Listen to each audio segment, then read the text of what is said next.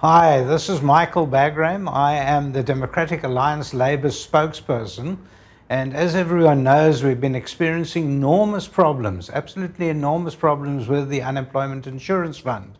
Let me give you a quick history of the fund so that you can then work out where we're going into the future. We're going to have these programs once a week. We're going to update you with the UIF and its problems. And hopefully people will be coming through to the Democratic Alliance and asking us through our Corona-classed normal channel, ask as many questions as you do have and let us know what your problems are with the UIF. If it's either from a company or the individual, we're quite happy to try and help you. The first thing I wanted to do is to try and explain where we as a people have set up the UIF. The UIF was set up right in the beginning to act as some sort of insurance for employees if they lost their position or lost some of their salary or even passed away whilst during employment. That means that the people own that insurance fund.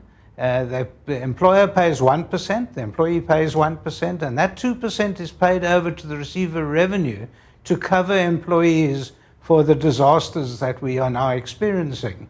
And so that fund actually belongs to the employees and to the employers. It does not belong to government, and it's not a favor that government is handing out the monies. Of course, now while we're experiencing problems with the UIF, we need to understand that it's the administration of the UIF which has let the people down. Our government has let the workforce of South Africa down completely. What has happened, of course, is that the president, when he initially announced the lockdown for South Africa, he said that he was going to be setting up a separate fund under the UIF, the TERS, T-E-R-S. A lot of people will know about that. It's an emergency fund which is separate from the UIF but funded by the UIF.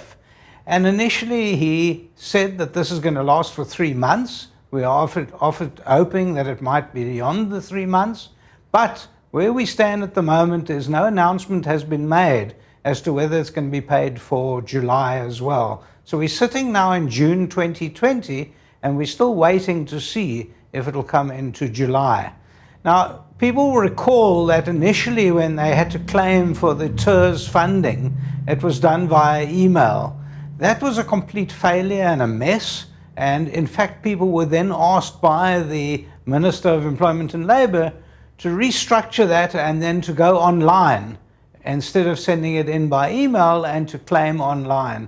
Well, it was a complete mess. And that was in April. Right at the end of March and the beginning of April, people were trying to claim. People couldn't get online. People couldn't get into the system at all. It kept rejecting everyone. No phone calls. Complete lockdown of the UIF offices. It was what is known as a complete and utter mess. They failed the workforce of South Africa. The very time when we needed UIF, they weren't there for us.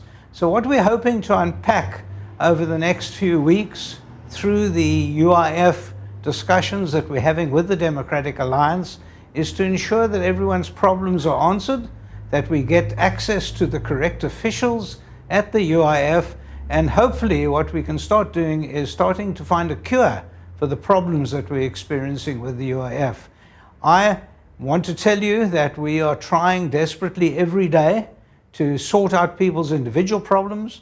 I personally get 300 to 400 emails a day, and I'm trying on a one-to-one basis with the Commissioner to get this sorted out.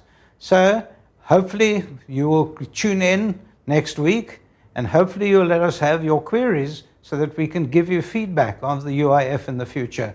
Thank you for listening to me. It's Michael Bagraim, the Democratic Alliance Labour spokesperson.